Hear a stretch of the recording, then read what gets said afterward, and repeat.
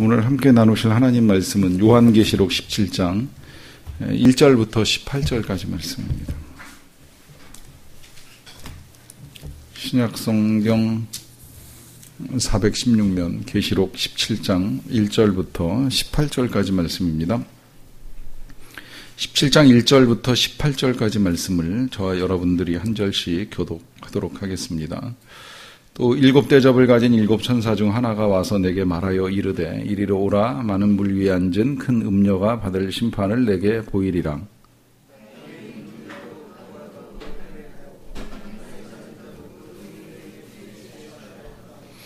곧 성령으로 나를 데리고 광야로 가니라. 내가 보니 여자가 붉은 빛 짐승을 탔는데 그 짐승의 몸에 하나님을 모독하는 이름들이 가득하고 7머리와 10뿔이 있으며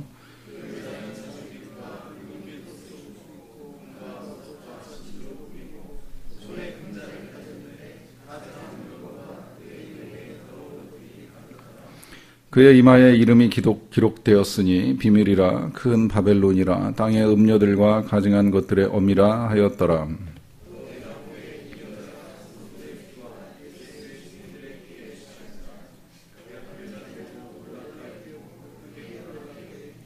천사가 이르되 왜 놀랍게 여기느냐. 내가 여자와 그가 탄 7머리와 10뿔 가진 짐승의 비밀을 내게 이르리라.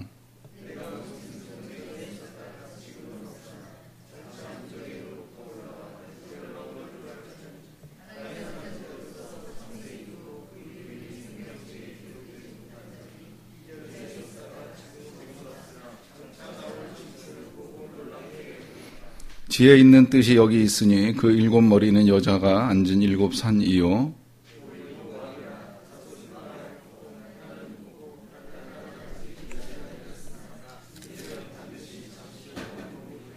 전에 있었다가 지금 없어진 짐승은 8째 왕이니 7 중에 속한 자라. 그가 멸망으로 들어가리라.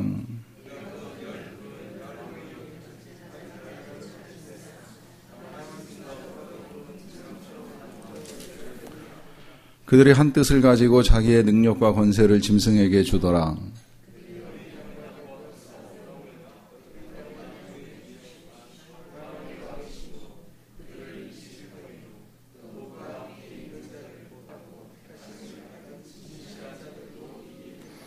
또 천사가 내게 말하되 네가 본 바 음녀가 앉아 있는 물은 백성과 무리와 열국과 방언들이니라.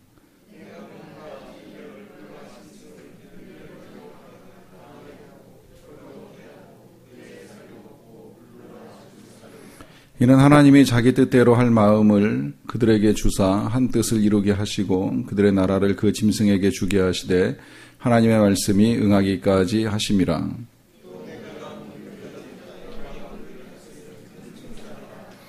아멘.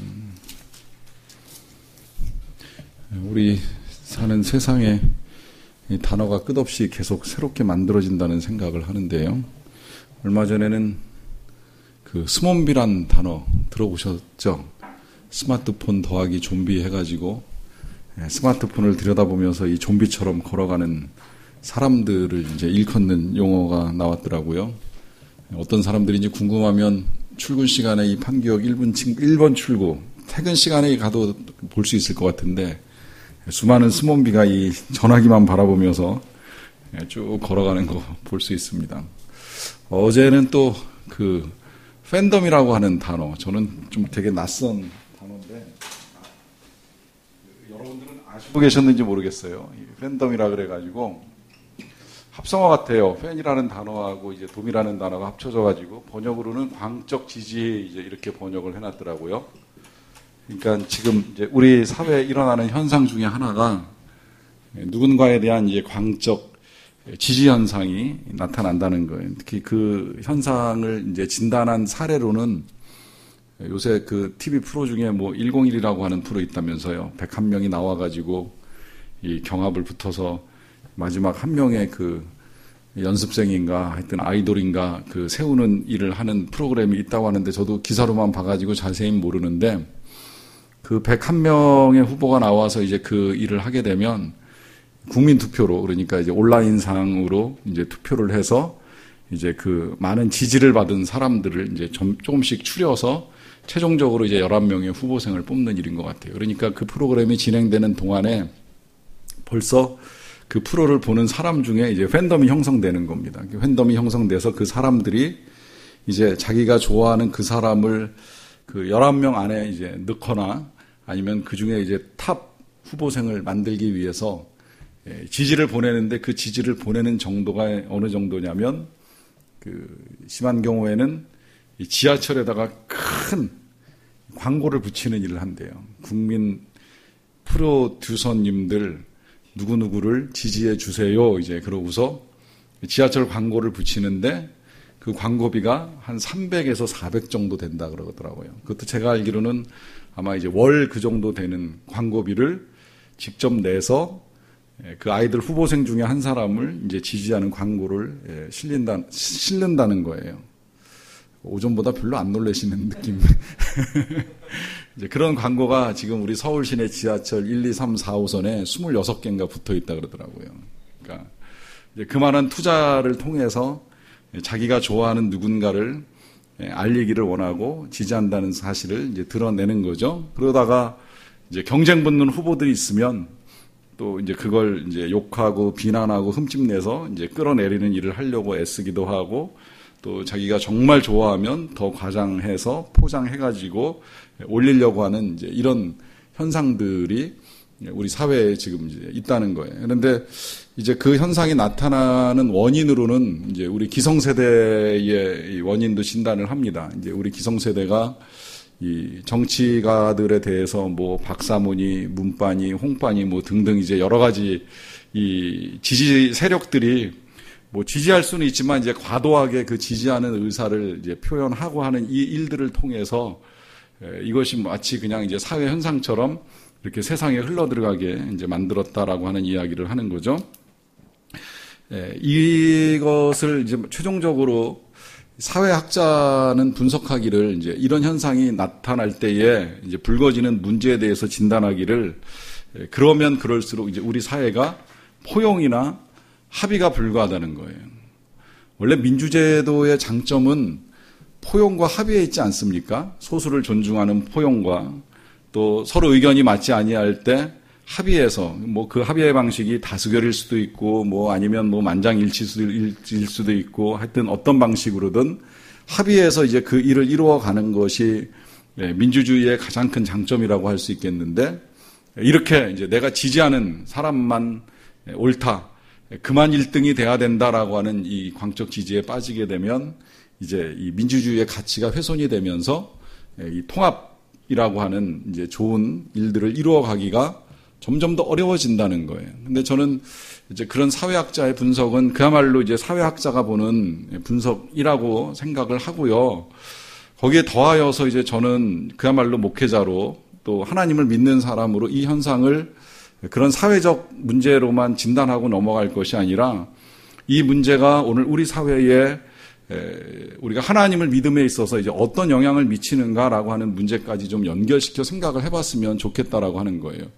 왜 이런 현상이 나타나는가? 왜 한 사람의 후보생을 놓고서 그렇게 많은 돈을 투자하면서 광적으로 지지를 표현하는 일들이 드러나는가 하는 이 문제가 그냥 단순히 정말 좋기 때문인가라고 했을 때에 저는 아니라고 생각해요. 사실은 원래 사람은 하나님을 섬기게 돼 있습니다. 정말 어떻게 보면 좀 광적이다 싶을 정도로 하나님을 믿고 하나님을 섬기고 하나님을 따라가는 게 맞아요. 우리가 이제 6월 달에 보시겠습니다마는 처음 교회는 그렇게 만들어졌어요. 실은 광적으로 예수님을 믿는 사람들로 만들어졌어요. 사실은 미친 건 아니에요. 미친 것처럼 보였어요. 얼마나 미친 것처럼 보였냐면 저 사람들 술 취하는 거 아니냐 소리를 들으면서 교회가 시작이 됐어요.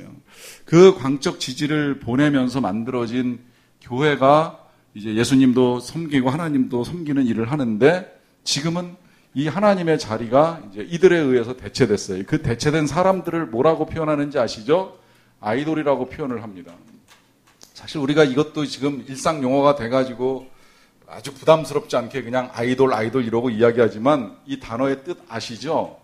원래 우상이라고 하는 단어예요. 이 우상이라고 하는 단어는 하나님이 가장 싫어하는 단어라는 것도 알고 계시잖아요. 십계명에서 너희를 위하여 그 무엇으로도 우상을 만들지 말라고 하시면서 이 일에 있어서 하나님이 그냥 내버려 두지 않겠다라고 하시면서 이 일을 경고하셨는데, 오늘 수없이 많은 이제 아이돌이 우리 사회에 있고, 또 그 아이들을 그냥 저도 이제 취미 삼아 또 재미 삼아 좋아하고 지지하고 하는 이 정도까지는 그렇게 꼭 나쁘다고 정죄할 마음은 가지고 있지 아니한데, 이제 이런 우리 사회의 현상이 우리로 하여금 하나님을 바라보고 하나님이 계신 것을 인정하는 걸 점점 힘들게 만들어가고 있다는 거예요. 우리의 믿음이라고 하는 게 안 보이는 걸 믿는 거 아닙니까? 보이지 아니하시는 하나님, 보이지 아니하시는 예수님, 보이지 아니하시는 하나님의 나라의 소망을 두고 우리가 이 세상을 살아가는 것인데, 이건 아무 관심이 없고 눈에 보이는 스타 한 사람 내지는 눈에 보이는 정치가 한 사람 거기에 목숨 걸고 마치 그가 나에게 파라다이스를 가져다 줄 것 같고 그만 있으면 내가 행복할 것 같은 이 착각들이 오늘 우리가 하나님으로부터 이제 멀어지게 만드는 일들을 하게 된다는 거죠. 그런 면에서 제가 아이돌이나 그 팬들을 다시 말씀드리지만 정죄할 마음은 없는데, 그들 안에 나타나는 여러 가지 현상을 통해서 오늘 우리의 믿음을 한번 다시 좀 점검을 해봤으면 좋겠어요. 근데 제가 이걸 이제 이 현상과 함께 점검을 해보자라고 하는 데는 이유가 있어요. 그 이유는 뭐냐면, 이제 오늘 우리가 이제 보게 되는 사람이 사람이라고 표현하기가 좀 어렵지만 일단 큰 음녀라고 하는 표현을 사용하게 되는데, 제목 자체가 조금 별로 이렇게 달갑지 않아가지고 더 좋은 제목 없을까 이제 고민을 하다가 일단 17장 전체의 주제가 이 음녀에 대한 심판이다 보니까 일단 그 제목을 놓고 살펴보기는 합니다. 그렇지만 이 음녀라고 하는 용어가 이제 그냥 사용된 것이 아니라 이제 나중에 의미를 좀 보기는 하겠습니다만은 미리 좀 짚고 넘어가서 보자라고 하면, 장차 이제 우리가 그 19장, 20장 넘어가면서 보게 될 신부라고 하는 단어하고 대응되는 단어예요. 아시겠지만 우리는 다 그리스도의 신부로 어린 양의 혼인 잔치에 들어가게 될 것입니다. 그렇게 될 줄로 믿습니까? 그 잔치에 들어갈 우리들과 상대적으로 음녀는 절대 하나님의 나라에 들어갈 수 없는 존재이죠. 이걸 다음번에 보게 되는 18장에서는 바벨론이라고 표현을 했고요. 그 다음에 그 어린 양의 신부에 대한 이야기가 나오게 되면 그 다음에 뒤이어서 바로 새 예루살렘에 대한 이야기가 나옵니다. 그러니까 이것도 이제 대비해서 지금 우리에게 보여주고 있는 거예요. 바벨론은 멸망을 할 것이고 새 예루살렘은 우리에게 임하게 될 것이다 라고 하는 것을 보여주면서 지금 이 신부에 대비된 표현으로 음녀라는 걸 썼어요. 그런데 지금 현재 나타나고 있는 현상은 뭐냐면, 음녀는 굉장히 강력해요. 왜 강력하냐면 권력을 쥐고 있어요. 어떤 권력, 어떤 권세를 쥐고 있는지는 이제 좀 이따 보긴 하겠습니다만은, 이 음녀가 가지고 있는 권력에 비하면 상대적으로 신부인 교회 성도들의 힘은 없습니다. 힘이 있다면 오히려 문제가 되고, 사실은 성도들은 되게 무력해요. 그래서 핍박하면 핍박을 받아야 되고, 죽이면 죽임을 당해야 되고, 그리고 유배를 보내면 지금 요한같이 쫓겨나고 밀려나서 반모라고 하는 작은 섬에 가서 고통받으면서 살아야 되는 굉장히 무력한 존재예요. 이 무력한 존재 앞에 놓여있는 이 세상은 어떻게 보면 되게 어마어마하고 무너질 것 같지 아니한 큰 바벨론 같은 성이라는 거예요. 그러나 이제 오늘부터 이어지는 말씀들을 통해서 음녀가 멸망하고 심판을 받으며 또 바벨론도 무너지고 결국 우리가 신부로 예루살렘에 들어가 잔치에 참여하게 될 것을 보여주는 말씀입니다. 그래서 오늘은 그중에 이 음녀가 이제 어떻게 심판을 받는지를 이제 본문을 읽어가면서 함께 살펴보도록 하겠습니다. 1절부터 읽어가면서 말씀 볼게요. 또 7대접을 가진 7 천사 중 하나가 내게 와서 말하여 이르되, 그래요. 자, 7대접에 관한 이야기는 지난주에 우리가 다 봤어요. 7개의 대접이 7 천사에 의해서 하나씩 쏟아지면서 이제 죄악의 땅에 진행되는 심판을 보게 됐는데, 그 중에 한 천사가 요한에게 말씀합니다. 이리로 오라 그래요. 이 오라는 건 뭐 특별히 장소가 바뀐다기보다는 이제 계시를 주목할 것을 요청하는 거라고 볼 수 있겠고요. 많은 물 위에 앉은 큰 음녀가 받을 심판을 너에게 보여주겠다 그래요. 자, 그러면 많은 물 위에 앉은 큰 음녀라고 했을 때에 많은 물은 뭐고 도대체 이제 음녀는 뭐냐라고 하는 걸 우리가 봐야 되는데요.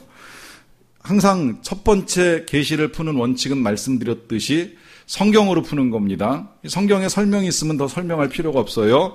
이 많은 물 위에 앉았다라고 하는 이 말씀은 뒤에 15절에 보시면 아주 설명이 잘 돼 있어요. 15절입니다. 또 천사가 내게 말하되 네가 본 바 음녀가 앉아있는 물은 백성과 무리와 열국과 방언들이니라 그래요. 그러니까 결국 음녀가 앉아있는 물은 뭐예요? 열방이에요. 세상이에요. 세상에 앉아있는 음녀다 그래요. 자, 그러면 왜 여자가 이 세상을 깔고 앉았느냐, 또 왜 이 세상을 깔고 앉아있는 존재를 왜 음녀라고 표현을 했느냐라고 했을 때에 이제 여기에 이유가 있습니다. 그 이유는 조금 우리가 생각을 해볼 필요가 있겠는데요. 일단 여자예요. 그 여자가 처음에 성경에 어떻게 등장하는 줄 아시죠? 원래 여자는 선하게 만들어졌어요. 그래서 여자는 남자를 돕는 배필로 선하게 만들어졌기 때문에 여자 자체가 악한 존재는 분명히 아닙니다. 그러다 보니까 이제 우리가 계시록 12장 넘어올 때에 교회를 여자에 비유해서 이 교회 공동체가 예수님을 이 세상에 내기 위해서 굉장히 큰 시련 가운데에 예수님이 이 세상에 이제 오시는 것을 보는 일도 있었어요. 그런데 이 귀한 여자가 항상 사단과 맞닥뜨리고 손을 잡게 되면 이제 그때부터 이제 일이 벌어지는 거예요. 그 제일 첫 번째 일이 이제 선악을 알게 하는 나무의 열매를 먹자고 아담을 유혹하는 일이었었고, 이제 그로 말미암아 죄가 우리에게 이제 들어오는 일이 일어났습니다. 여기서만 끝난 것이 아니라 이제 인간은 끝없이 이 악을 저지르는 과정 중에 이제 여인이 동반되는 일이 있어요. 그래서 이 노아의 홍수 이후로 저질러진 악이라고 하면 이제 제일 첫 번째 악이 바벨탑을 세우는 거잖아요. 사실은 이 바벨론이라고 하는 이 표현 자체도 거기서 왔어요. 이 니므롯이라고 하는 족속이 이 시날 땅 평지에다가 노아의 홍수가 끝난 다음에 이제 우리가 높은 탑을 세워가지고 흩어짐을 면하자. 홍수 이후에 이제 다시는 우리가 그런 일을 겪지 않도록 하늘에 닿는 탑을 한번 좀 세워보자라고 하는 교만함을 부리다가 결국은 다시 한번 이제 무너지면서 인류가 흩어지는 그 재앙을 겪게 됐는데, 그때 그 탑의 이름이 바벨이고 그 바벨의 이름을 그냥 그대로 지금 이제 바벨론이라고 하는 나라가 사용을 했고, 이 바벨론에 의해서 이스라엘은 큰 고통을 받은 역사가 있다 보니까 언제나 바벨론 그러면 현재 자신들을 괴롭히는 존재로 쉽게 이해를 해요. 그러니까 교회도 로마 그러면 직접적으로 표현하기가 불편한 나라이지만 당시에 바벨론 그러면 그건 지금 현재 우리를 괴롭히고 있는 로마구나, 그냥 쉽게 해석이 되는 거예요. 근데 우리도 그렇게 해석을 할 필요는 없겠지요. 우리는 이제 이걸 또 다른 의미에서 해석을 할 필요가 있는데, 그걸 다른 말로 표현을 하면 지금 이제 이걸 음녀라고 표현을 하는 거예요. 근데 이걸 여자라고 이제 표현한 이유는 이때 당시에 이 니므롯 족속이 섬기는 신이 여신이었습니다. 그리고 이제 그런 여신의 역사는 이제 해를 거듭하면서 나중에 이제 헬라에서 그리스 로마 사람들이 이 섬길 때에 비너스라고 하는 여자로까지 이어지면서 끊임없이 특히 이제 이집트 같은 경우에는 이제 고대 사회에서 이시스라고 하는 여신을 섬기는 일이 있었고, 이제 계속해서 여자를 신으로 세워가지고 하나님 대신 섬기게 하는 일들이 끊임없이 진행돼 오다 보니까 이제 그게 마지막에 해석상으로는, 저는 그 해석이 참 되게 조심스러운데, 해석상으로는 그 전통이 교회 안에까지 들어와가지고 예수님의 어머니를 신으로 세운 게 아니냐, 이제 이런 해석까지 나올 정도로 인간의 마음속에 이제 그런 여인을 세워서 하나님을 섬기지 못하게 하는 일들이 진행되어 왔다라고 이제 보는 시각이 있습니다. 그러나 중요한 건 사실은 성별로 남자냐 여자냐를 구분짓는 일이 중요한 것이 아니라 이 음녀가 가진 특성을 통해서 지금 악이 우리 사회에 어떻게 우리를 지배하느냐라고 하는 거를 더 먼저 봐야 된다는 거예요. 그건 뭐냐면 이 원래 신부에게 있어서 가장 중요한 건 순결입니다. 거룩함 아니겠습니까? 근데 음녀는 뭐라고 해요? 그것은 별로 중요한 게 아니다라고 하면서 거짓을 퍼뜨려요. 왜 거짓을 퍼뜨립니까? 그걸 통해서 이 순결한 사람들을 미혹하는 거예요. 그러면 왜 미혹을 하겠습니까? 결국은 그 미혹하는 이유는 범죄를 유도하는 것이고 그 범죄를 통해서 타락을 시키는 거예요. 결국 이런 일련의 일들을 통해서 궁극적으로 원하는 일은 뭐예요? 하나님을 섬기지 못하게 만드는 거예요. 하나님을 섬기는 눈을 가리는 거예요. 결국 이 우상의 일들이나 음녀의 일들은 하나의 목표를 향해서 흘러갑니다. 그건 거짓을 퍼뜨리고 미혹해서 궁극적으로 인간으로 하여금 하나님을 바라보고 하나님께 나아가는 걸 못하게 만드는 일들을 하는 거죠. 그 일을 이 세상에서 가장 주도적으로 이끌던 존재를 여기서 이제 음녀라 하는 표현으로 지금 사용을 하는 거예요. 그래서 이 음녀가 이제 받게 될 심판을 보이리라 하면서 2절에 보시게 되면 땅의 임금들도 그와 더불어 음행하였고 땅에 사는 자들도 그 음행의 포도주에 취하였다 그래요. 자, 이 표현 자체가 그냥 눈에 보이는 왕들이 한 음란한 여자와 함께 음행했다라고 하는 의미가 아니잖아요. 이런 일은 사실 일어나기 힘들어요. 왕 한 사람에 많은 여인들이 붙을 수는 있겠지만 여러 명의 왕이 한 여자를 상대하는 일은 사실 있기 힘든 일인데 결국 이런 표현을 사용하는 건 뭐예요? 모든 왕들이 이렇게 자기에게 권력을 주고 그 권력만 있으면 얼마든지 내 맘대로 할 수 있다라고 하는 그 미혹에 넘어가서 악한 일을 저지르고 그 악한 일의 포도주에 취했다는 거예요. 악한 일의 포도주에 취했다는 건 결국 뭐예요? 악에 중독돼서 그 악을 반복한다는 거예요. 그런 일이 일어나게 된다는 거예요. 실제로 그런 일은 뭐 역사 속에서 수없이 많이 있어 왔고요. 말씀이 이어집니다. 3절로 넘어갈게요. 곧 성령으로 나를 데리고 광야로 가니라 그래요. 자, 성령께서 이 요한을 이끄시고 계시는 건 이제 오늘 계시록의 중간중간 보면 우리가 읽어왔던 계시록이 한 4번 정도 나오는데 그 성령이 다시, 그러니까 이 성령이 데리고 가셨다는 건 지금 요한의 계시는 계속해서 주님과 함께 보는 환상이라고 하는 의미가 있는 거고요. 그 성령께서 요한을 데리고 광야로 갔어요. 이 광야가요, 하나님의 백성들에게 있어서 하나님이 보호하시는 자리이고 또 하나님의 말씀을 주시는 자리인 건 틀림이 없습니다. 그런데 또 한편으로는 광야는 척박하기 때문에 거기는 이제 먹는 거에 대한 시험으로부터 아무것도 얻지 못하는 이제 폐허의 고통이 있는 자리예요. 여기서는 어떻게 보면 그 시험과 폐허의 특성을 가진 광야라고도 할 수 있겠는데 그곳에서 이렇게 보니까 내가 보니 여자가 붉은빛 짐승을 탔다 그래요. 붉은빛 짐승을 탔다.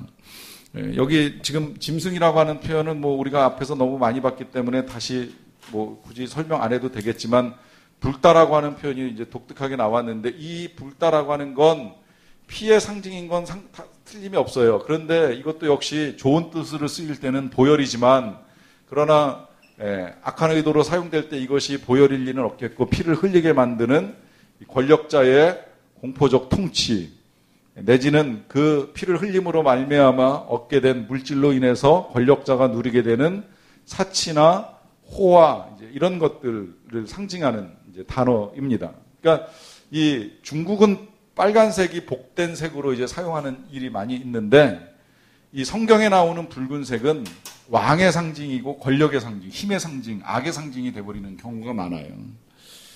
그건 그 밑에도 이제 금방 또 뒤이어 나오는데 그러니까 붉은빛 짐승을 탔다는 건 백성을 공포와 권력으로 통치하기 위한 힘을 가지고 있다는 의미가 되는 거죠. 거기에 더하여서 그 짐승의 몸에 하나님을 모독하는 이름들이 가득하다는 거예요. 왜 하나님을 모독하는 이름이 가득할까요? 스스로 신이라 하니까. 스스로 하나님인 척 하니까 그게 하나님을 다 모독하는 거죠. 왜 우상이 하나님의 가장 혐오의 대상이 됩니까? 그 자체가 하나님을 모독하는 거죠. 이 세상에 유일하신 신은 하나님 한 분뿐이신데 누군가 우상이라고 누군가 신이라고 이렇게 떠들고 다니는 걸 용납하실 수가 없는 거죠. 거기에 이제 7머리와 10뿔이 있다 그랬어요. 이 7머리 10뿔은 이미 앞에서도 이제 나왔는데 뒤이어 나오니까 이제 조금 이따 다시 보도록 하고요. 그 다음에 4절에 보시게 되면 그 여자는 자줏빛과 붉은빛 옷을 입었다. 이것도 역시 이제 왕의 상징이죠. 권위의 상징이고 공포의 상징이고 호화 사치의 상징입니다. 자, 그와 같은 것을 입을 뿐만 아니라 금과 보석과 진주로 꾸몄어요. 그러니까 금과 보석과 진주로 꾸몄다는 건 오늘 우리 사회의 물질주의라고도 할 수 있고 향락주의라고도 할 수 있는데, 이런 것들이 지금 이 악에 의해서 진행되는 이제 그 현상이라고 할 수 있습니다. 거기에 손에 금잔을 가졌다 그랬어요. 금잔 자체는 굉장히 귀한 건데 그 안에 보면 가증한 물건과 그의 음행에 더러운 것들이 가득하더라 그래요. 그러니까 이 거짓이라고 하는 것이 결국은 가장 악한 거예요. 이것이 가증하다라고 표현했는데 왜 가증하냐? 겉은 아무것도 아닌 것처럼 금잔의 모양을 하고 있지만 그 속에 들여다보니 온갖 더러운 것이 잔뜩 들어있다는 거죠. 이게 음녀의 실체고 사단의 실체라는 거예요. 그래서 그거 보면, 그거 좋아하면, 그것만 있으면 행복할 것 같지만 실상 아무런 행복을 가져다 줄 수 없는 이 거짓의 실체가 지금 사단이고 음녀라고 하는 걸 이제 말씀하시는 겁니다.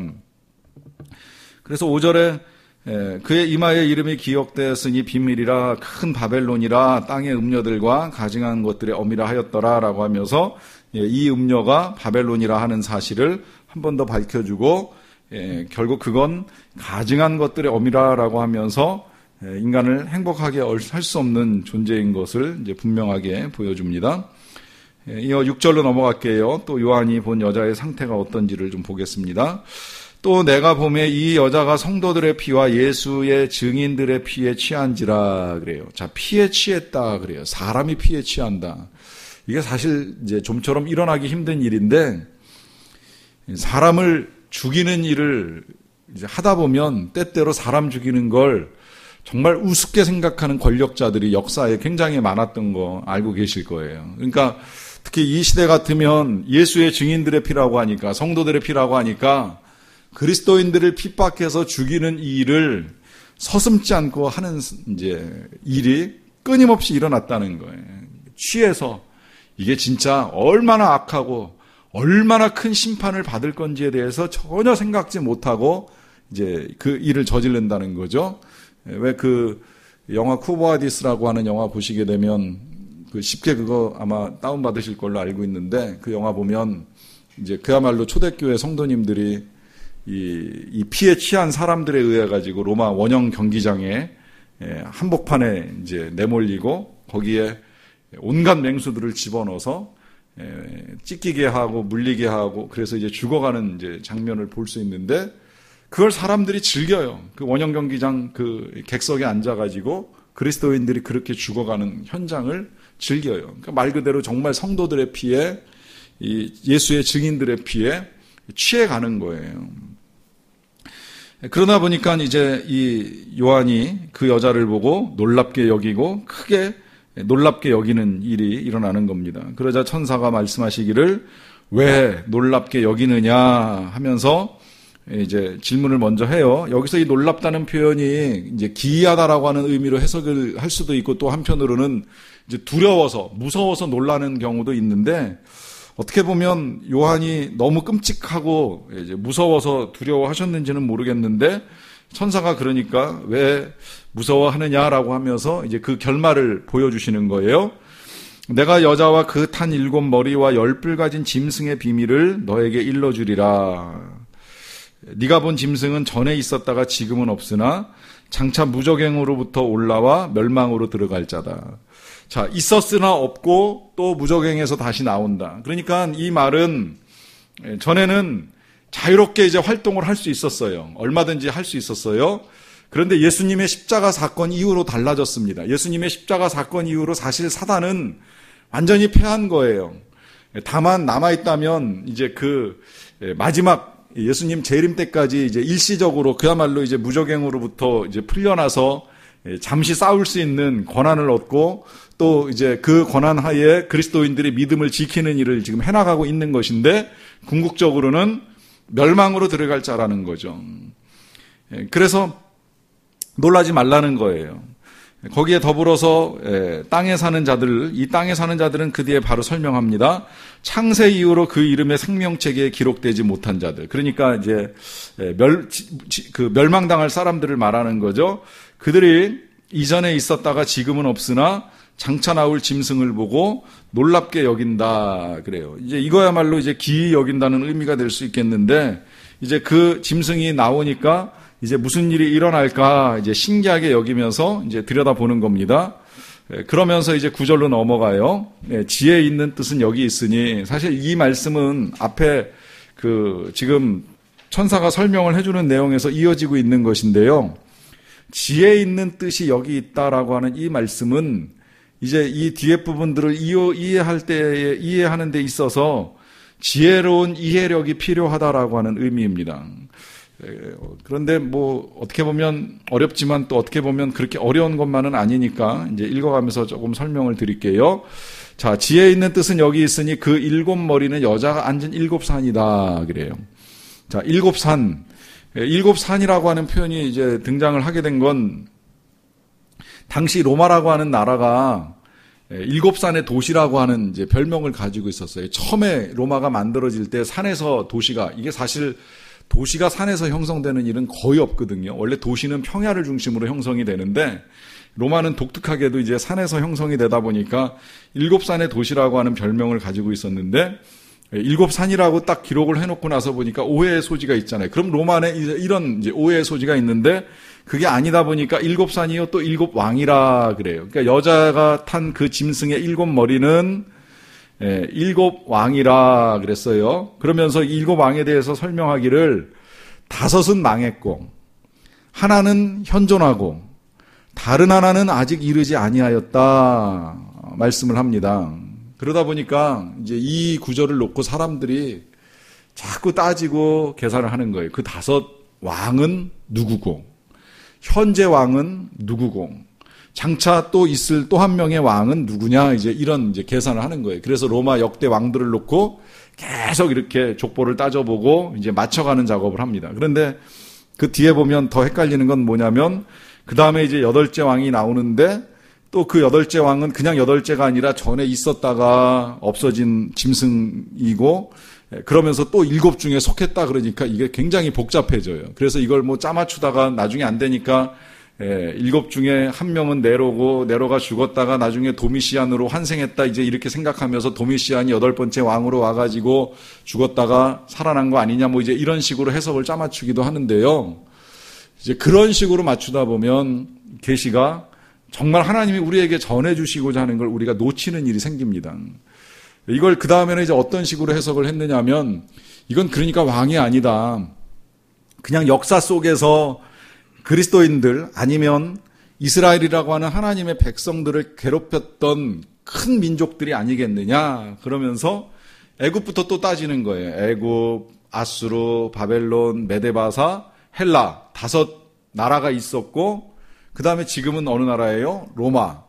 그리고 이제 로마 이후에 또 한 나라, 이 또 한 나라가 이제 어느 나라냐라고 했을 때에 한 20세기까지는 이제 그 유럽 공동체, 이제 EU, EC라고 하는 유럽 공동체가 7번째 나라가 이제 장차 있게 될 거 아니냐라고 하는 것이 되게 이제 많이 알려진 해석이었어요. 그런데 저는 그거 보면서도 조금 답답하다는 생각을 했어요. 그렇게 역사를 여기다 굳이 짜맞힐 필요가 있는가. 그 짜맞추는 역사의 이야기들을 읽어나가다가 저 나름으로는 그런 생각도 했어요. 그럼 마지막 8번째 짐승은 뭐냐라고 했을 때, 이건 그야말로 지금까지 아무도 해보지 않은 해석을 제가 감히 한다고 하면 그 8번째는 그럼 이슬람이겠네. 전 그렇게 해석을 합니다. 만약에 이렇게 8번째 왕이 등장을 한다면. 왜냐하면 지금 우리가 겪고 있는 사회 현상으로는 마지막 가장 기독교 하나님 백성의 적대 세력으로는 이슬람일 가능성이 제일 크거든요. 또 실제로 지금 눈에 보이는 전쟁은 아니지만 알게 모르게 이 이슬람과의 영적 전쟁은 아주 심각하게 또 치열하게 일어나고 있습니다. 유럽 같은 경우에 보면 지금 난민들이 이 유럽으로 들어가면서 물론 다 선교를 하는 건 분명히 아니겠지만 이미 그 유럽에 들어간 난민들이 자기네들의 그 회당에 모여가지고 이슬람 성전에 모여가지고 집회를 할 때 많은 이맘은 이슬람의 목사들이에요. 그 목사들이 설교하면서 이제 우리가 유럽에 도착했으니 자녀를 많이 낳으라고. 유럽 사람들은 아기 안 낳는다고, 둘 결혼해서 하나밖에 안 낳는다고 인구가 콱콱 줄 것이고, 우리는 끊임없이 7, 8명 나면 두세 대만 건너가면 인구가 확 달라질 거라고 하면서 엄청 선동하고 외치는 걸 영상으로 보는 일이 있는데, 어떻게 보면 이게 전쟁이고 이게 8번째 왕국인지도 모르겠어요. 그러나 그런 식으로 짜맞추기 해석보다 지금 여기서 우리에게 전해주시고 있는 내용은요, 이제 10절 그 마지막에 보시게 되면 이제 그런 말씀이 있습니다. 반드시 잠시 동안 머무르리라. 얼마나 머문다고요? 잠시 동안. 절대 길지 않다는 거예요. 잠시. 반드시 잠시. 결국 하나님의 나라가 아닌 나라, 예수님이 아닌 어떤 왕도 영원할 수 없다는 거예요. 아무리 강한 권력, 아무리 큰 힘을 가진 나라요, 왕이라고 할지라도 어떻게 돼요? 반드시 잠시 동안만 머문다는 겁니다. 이건 되게 중요합니다. 그 뒤에 계속 이어지는데 보겠습니다. 전에 있었다가 지금 없어진 짐승, 11절 보는 거예요. 전에 있었다가 지금 없어진 짐승은 8째 왕이니 7 중에 속한 자라. 이게 지금 말씀드린 거고요. 그가 어떻게 된다고요? 멸망으로 들어가리라. 망한다는 거예요. 없어진다는 거예요. 자, 그리고 12절입니다. 네가 보던 10뿔은 10왕이니 아직 나라를 얻지 못하였으나 다만 짐승과 더불어 임금처럼 한동안 권세를 받으리라. 뭘 받는다 그래요? 권세를 받는다 그래요. 근데 어떤 권세예요? 한동안, 일시간, 순식간, 짧은 기간 권세를 받는다는 겁니다. 그러니까 이 세상, 이제 여기서 이제 확인이 되는 거예요. 이 세상의 권력은 다 뭐예요? 일시간, 한순간, 한동안 받는 권력이라는 거죠. 그 권력을 가지고 13절입니다. 그들이 한 뜻을 가지고 자기의 능력과 권세를 짐승에게 주더라. 이 능력과 권세를 짐승에게 준다는 건 사단이 마음대로 활동할 수 있는 길을 열어준다는 거예요. 그 사단의 활동에 따라서 그래서 이 세상에 지금도 많은 악들이 우리에게 행해지고 있습니다. 그 악한 일은 뭐냐면 14절에 보시게 되면 그들이 어린 양과 더불어 싸우는 겁니다. 어린 양은 누구예요? 예수님이죠. 그 예수님이 누구시냐? 여기서는 만주의 주시요 만왕의 왕이시라 그래요. 그렇게 싸우고 나니까 결과가 어떻게 돼요? 그 어린 양이 그들을 이기실 터이요. 또 어린 양만 이깁니까? 그와 함께 있는 자들, 그와 함께 있는 자들은 누구냐? 곧 부르심을 받고 택하심을 받은 진실한 자들도 이기리로다 그래요. 누가 이기는 거예요? 하나님의 백성들이 이긴다는 거예요. 근데 여기서 그 백성을 세 가지로 지금 표현을 하고 있습니다. 부르심 받고 택하심 받고 진실한 자들. 중요해요. 특히 이 부르심과 택하심이 다르다는 거 들어보셨을 거예요. 예수님이 잔치를 벌리셨을 때에 그 잔치에 참여한 사람 많지만 예복 입지 않고 온 사람들이 쫓겨납니다. 그 쫓겨나는 그 상황을 말씀하시면서 주님이 그러시죠. 청함받은 사람은 많지만 택함받은 사람은 많지 않다. 그러니까 다 부름받았다고 다 택함받은 건 아니라는 거예요. 택함받은 사람의 제한이 있는데 누가 택함을 받느냐라고 했을 때 여기 있는 표현으로 그냥 풀자라고 하면 뭐라고 이야기해요? 진실한 자들이라고 표현을 해요. 진실한 자들. 자, 이제 여기서 하나님의 사람과 멸망당할 사람이 구분이 되는 거죠. 우리가 본 대로 사단은 거짓이고 가증입니다. 그러나 하나님의 백성은 처음부터 끝까지 진실한 거예요. 그 진실함은 뭐예요? 그 진실함은 예수님을 믿는 믿음에 있어서 변함이 없는 거예요. 끝까지 믿는 거예요. 죽음이 와도 믿는 거예요. 시련이 오고 핍박이 왔다고 해서 흔들리거나 뒤로 물러가는 믿음이 절대 아닙니다. 그 믿음을 가진 자들이 이길 것이다. 예수님과 함께 이길 것이다. 진짜 왕, 만왕의 왕, 만주의 주, 영원하신 왕, 예수님과 함께 이길 것이다 라고 하는 것을 분명하게 우리에게 알려줍니다. 15절로 넘어가서 이제 보충적인 내용 조금 더 보고 마무리할게요. 또 천사가 내게 말하되 네가 본 바 음녀가 앉아있는 물은 백성과 무리와 열국과 방언들이다. 이거 아까 봤죠?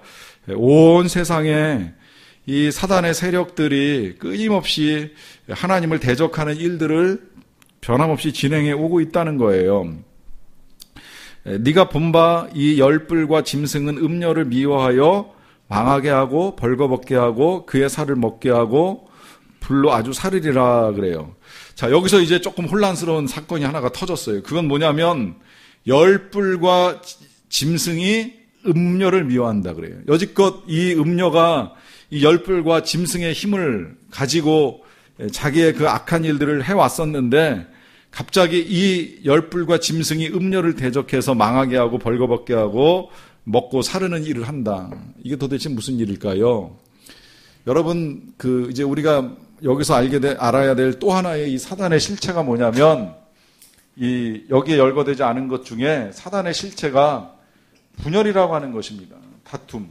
이 분열이나 다툼이라고 하는 건 최초에는 하나님과 사람 사이를 깨트리는 것으로부터 시작을 해가지고 이게 깨지고 나면 나머지는 자동적으로 다 깨지게 되어 있거든요. 사람과 사람 사이가 깨지게 되어 있고 사람과 세상이 깨지게 되어 있고 온갖 것들이 다 깨지게 되어 있어요. 이걸 조장하는 영이 분열의 영이고 사단의 영인데 이 영을 가지고 오늘날 가정 안에 들어가서 가정과 부부 사이를 깨트리는 일도 일어나고 때로는 지금 교회 안에 들어와서 이 교회의 이제 이 공동체를 깨트리는 일들이 일어나는 것을 정말 우리가 지금도 많이 보고 있잖아요. 제가 월요일 날 우리 교단 총회 재판국에 재판국원으로 계시는 목사님을 이제 만나서 이 말씀을 듣는 일이 있었는데 너무 끔찍하다는 거예요. 교회들마다 목사와 목사, 목사와 장로, 장로와 장로, 성도와 성도가 온갖 시비 가운데 재판을 요청하고 뭐 판결해 달라 그러고 판결이 마음에 안 들면 계속해서 압력을 넣고 또 하다 안 되면 세상 법정으로 끌고 가서 또 소송을 하고 하는 이 일들이 곳곳의 교회들에서 일어나는 이 현상들을 보면서 이게 정말 하나님을 믿는 공동체가 맞느냐라고 하는 이제 의문을 제기하는 거죠. 어떤 이유로도 그 모든 분열은 다 이 사탄에게서 나오는 겁니다. 하나님은 절대 분열이나 다툼을 원치 아니하시는 분이라는 거예요. 그렇게 분열과 다툼의 일들이 일어나다가 궁극적으로 어떤 일이 일어나는 거예요? 연합했던 짐승과 음녀가 대적을 하는 거예요. 짐승이 음녀를 대적해서 미워하고 망하게 하고 벌거벗게 하고 먹고 사르는 이 일들을 결국 자체의 분란으로 이 악한 영의 세력이 깨지는 결과를 갖고 오게 된다는 거죠. 그렇게 된 이유를 이제 한 가지 더 설명하기를 이는 17절입니다. 하나님이 자기 뜻대로 할 마음을 그들에게 주사, 그러니까 마음대로 하게 내버려 두셨다는 거예요. 이 마음대로 그래서 원하는 대로 하게 내버려 두는 게 하나님의 징벌 가운데 한 가지인 걸 우리가 로마서에서 보게 되는데 내 뜻대로 안 되는 걸 불평만 할 것이 아니라 그래서 오히려 때로는 우리가 감사해야 될 것이 내 뜻대로 하는 것이 다 선은 아니라는 거예요. 그래서 이제 그들이 한 뜻을 이루게 하시고 그들의 나라를 그 짐승에게 주게 하시되 하나님의 말씀이 응하기까지만, 그러니까 일시적으로 제한적으로 이 모든 것들을 허락하셨다는 거죠. 그래서 또 네가 본 바 그 여자는 땅의 왕들을 다스리는 큰 성이라 하면서 이제 다시 한 번 더 이 바벨론에 대한 설명을 이어나가게 되는데 결국 이 땅의 왕들을 다스리는 큰 성이라고 하는 건 마지막 때에 예수님을 대적해서 일어나게 될 거대한 지배 세력을 의미합니다. 그게 뭐 이슬람에서 일어날 수도 있고 뭐 어디에서 일어날지는 다 알 수는 없지만 분명히 계속해서 믿는 사람들을 흔들 수 있는 세력들은 끊임없이 일어나고요. 그 가운데에 우리에게 필요한 건 진실한 믿음, 주님의 승리를 믿는 믿음. 결론적으로 우리가 지금 현재는 무력하게 보이지만 이 무력해 보이는 우리가 승리하고 궁극적으로 순결한 신부가 되어서 예루살렘에 들어갈 것을 믿는 믿음, 그 믿음을 진실하게 지키는 자가 이기리로다 말씀하십니다. 같이 찬양하고 기도하고 가겠습니다.